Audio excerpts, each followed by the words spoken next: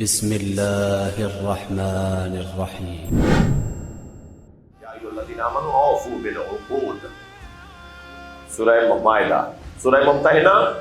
یا ایھا الذین آمنوا لا تتخذوا عدوکم عدوی وعدوکم، اے صاحبان ایمان میرے دشمنوں کو اور اپنے دشمنوں.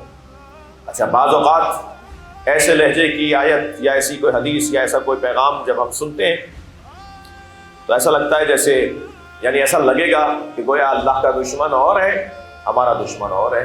اللہ کہہ رہا ہے میرے دشمنوں سے بھی دوستی نہیں کرو، اپنے دشمنوں سے بھی دوستی نہیں کرو. تو یعنی دو برابر میں کر دیا اللہ نے. میں اپنے ہم اللہ کے برابر ہو گئے، اللہ کے دشمن اور ہمارے دشمن اور. جی اللہ یہاں جس لہجے میں بات کر رہا ہے اس لہجے کی ایک اور آیت بھی قرآن میں ہے.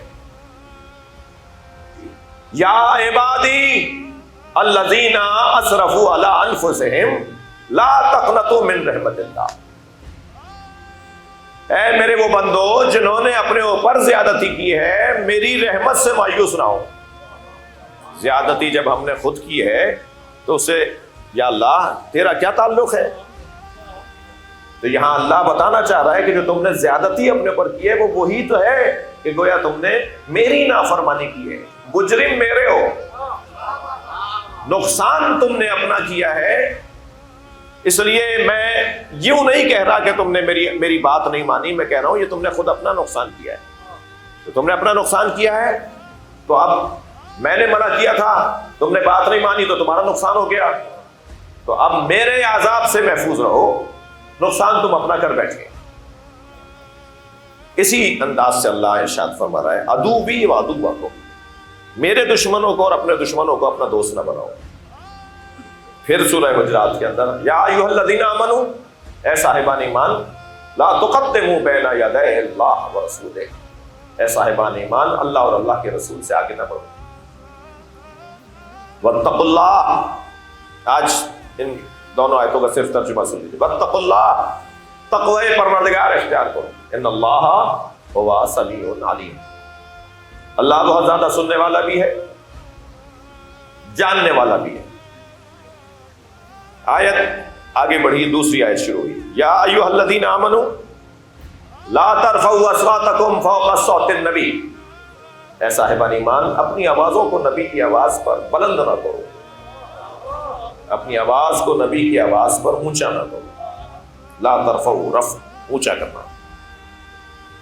ولا تجہروا لہ بالقول کجہر بعضکم لبعض، اور نبی کو ایسے نہ پکارو جیسے تم آپس میں ایک دوسرے کو پکارتے ہو.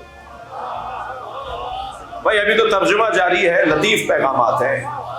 میری مجبوری، میں بار بار اپنے آپ کو روک رہا ہوں کہ ترجمہ کر لوں، ورنہ تو اتنے پیغام ہیں. خبردار نبی کو ایسے نہ پکارو جیسے آپ خود ایک دوسرے کو پکارتے ہو. کیا یہ کافی نہیں ہے کہ نبی ہم جیسے نہیں ہے؟ صلوات پڑھ رہا محمد و آل محمد.